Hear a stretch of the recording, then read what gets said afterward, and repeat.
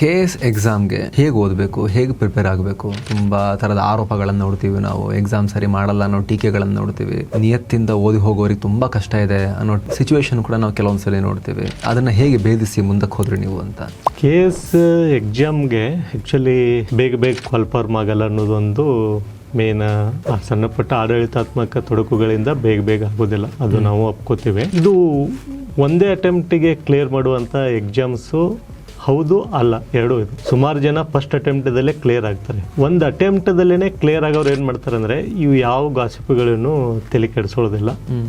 ಅವ್ರು ಏನು ಮಾಡ್ತಾರೆ, ಹಾಗೆ ಓದ್ತಾ ಇರ್ತಾರೆ. ಯಾಕಂದರೆ ಇದು ಲೆಂದಿ ಪ್ರೊಸೆಸ್ ಇದು. ಆಮೇಲೆ ಒಂದು ದಿವಸಿಗೆ ನಾನು KS ಆಗ್ತೇನೆ, ಒಂದು ದಿವಸಿಗೆ ನಾಲೆಜ್ ತಗೋತೇನೆ. ಯಾಕಂದರೆ ಪ್ರಿಲಿಮ್ಸ್ ಅಂತ ಬರುತ್ತೆ, ಮೇನ್ಸ್ ಅಂತ ಬರುತ್ತೆ, ಇಂಟರ್ವ್ಯೂ ಅನ್ನೋದು ಬರುತ್ತೆ. ಓಕೆ, ಈಗ ಇಂಟರ್ವ್ಯೂದು ಇದನ್ನಿಲ್ಲ ಬಿಡಿ, ಅಷ್ಟೇ.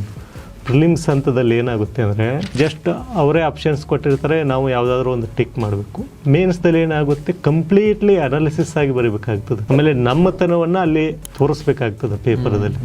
ಇಟ್ ಈಸ್ ನಾಟ್ ಈಸಿ, ಅಂದರೆ ಬೇಗ ಆಗುವಂಥದ್ದಲ್ಲ. ಅದಕ್ಕೆ ಏನಂದರೆ ನಾವೇನು ಮಾಡ್ತಿದ್ವಿ ಅಂದರೆ ಈ ಗಾಸಿಪ್ಗಳಿಗೆ ಮತ್ತೊಂದಕ್ಕೆ ಇದಕ್ಕೆ ಯಾವುದಕ್ಕೂ ತಲೆ ಕೆಡಿಸೋದಿಲ್ಲ.